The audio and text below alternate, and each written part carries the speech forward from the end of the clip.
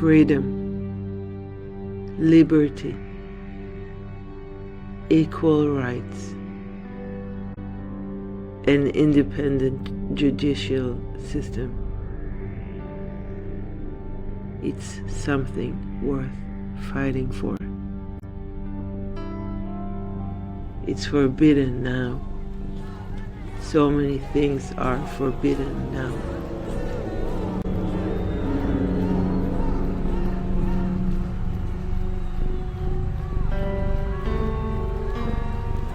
Sometimes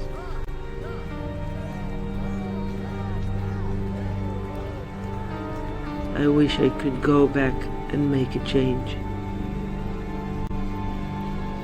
for my country, for our democracy, for Israel.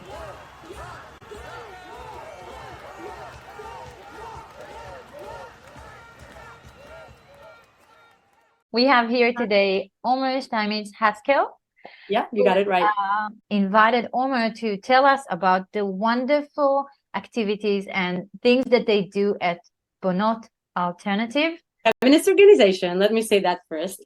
And our mission is to recreate reality for women in Israel, all women of all sorts of ultra-Orthodox or liberal or women in general, Israeli women. And the name is derived from creating or enabling another alternative to the current situation.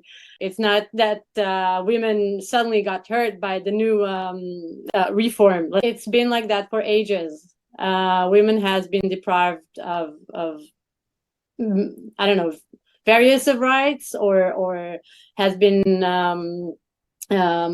suffered from different types of discrimination and anything that has to do with women's rights is not popular, but we've managed to change it. We're dealing with, again, domestic violence, sex violence, women equality, and basically it's part of rights, women rights and rights equality, but this is definitely something that hasn't been spoken yet in Israel that publicly.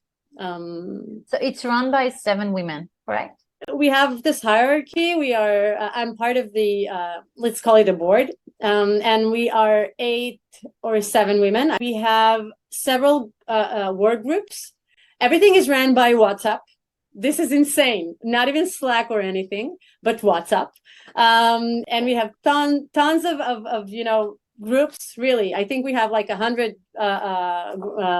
work groups, and this is how it works. Yeah, amazing. By WhatsApp. Yeah. Let's talk about the red capes and the movement that's spread like fire in Israel and international media. Idea, we threw up one of our WhatsApp groups. We said, how about we'll dress up like the Handmaid's Tale, one of the figures, because they're all the same. So like one person, just one woman just took it and created it, with buying the capes, sewing, hands on the I don't know, the hats. Yeah. And we started at the first demonstration, the first protest in Jerusalem. It was 2 weeks ago. Yeah, tomorrow that will be 2 weeks.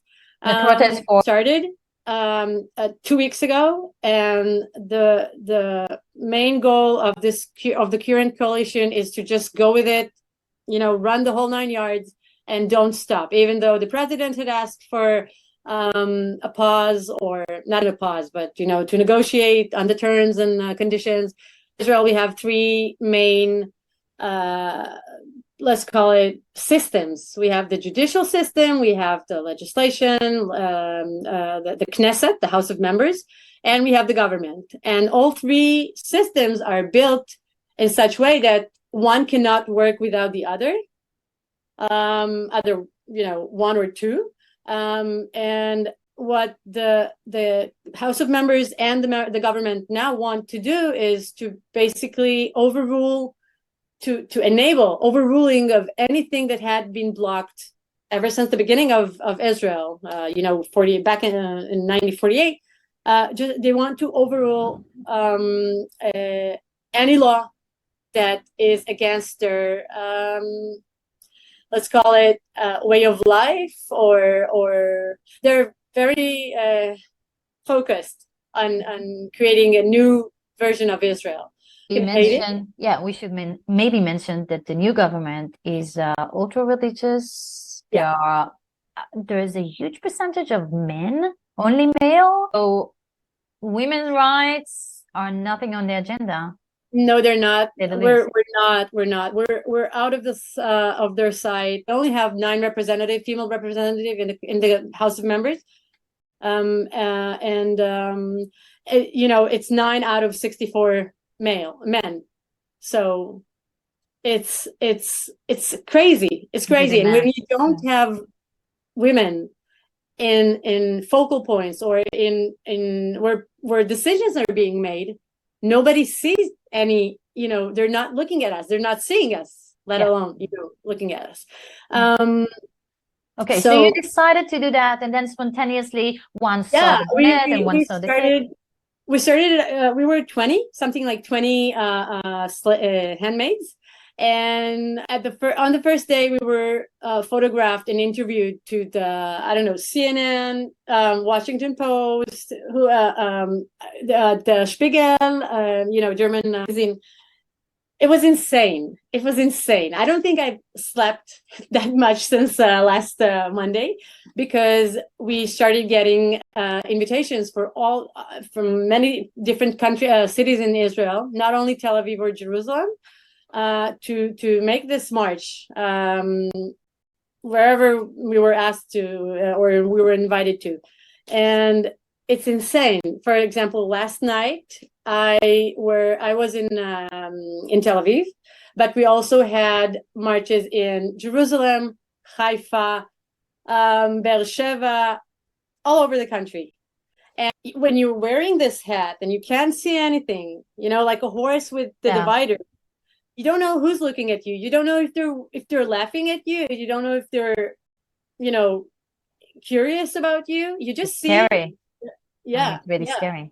Because the view is blocked, and you're only seeing the one who's marching in front of you, their shoes, and this, we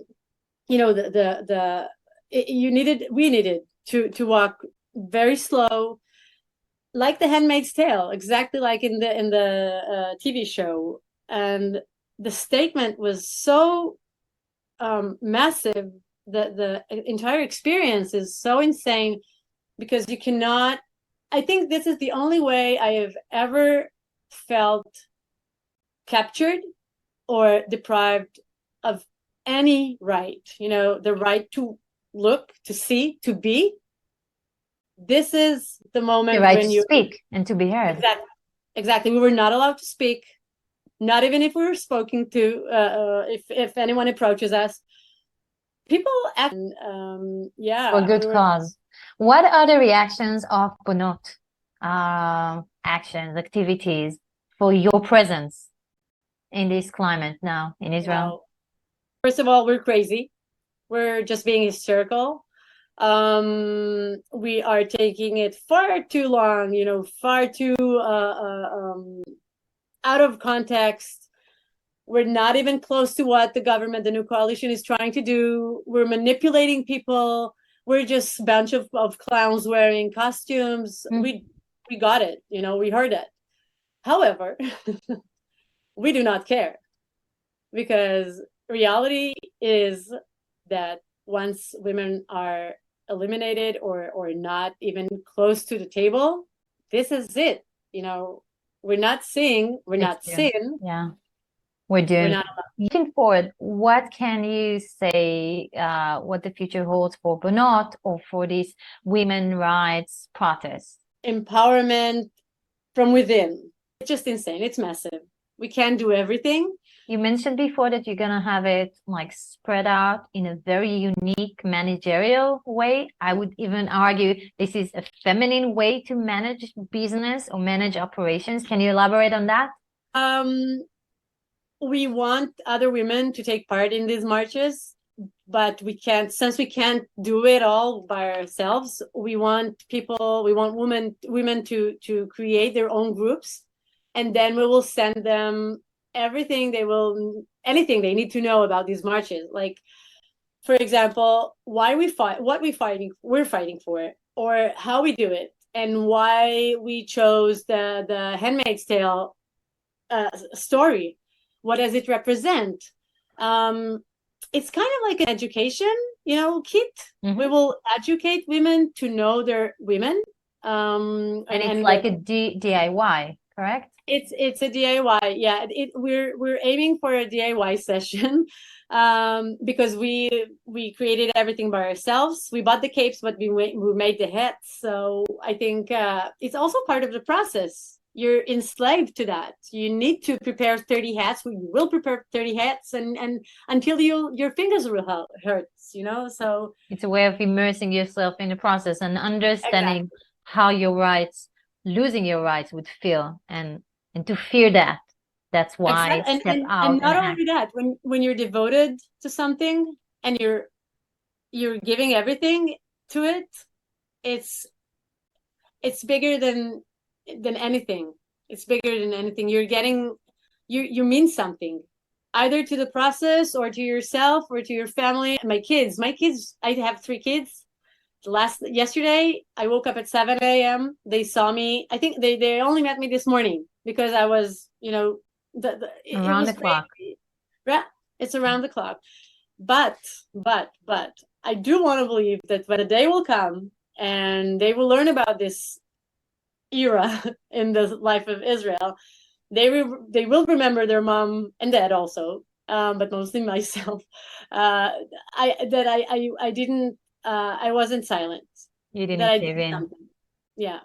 Omer, thank you so much for this Thank you. interview, for sharing your story, for doing this, for bringing Margaret Atwood's story into life and to Definitely. our lives. And I really hope that we all will be heard and things would change for better.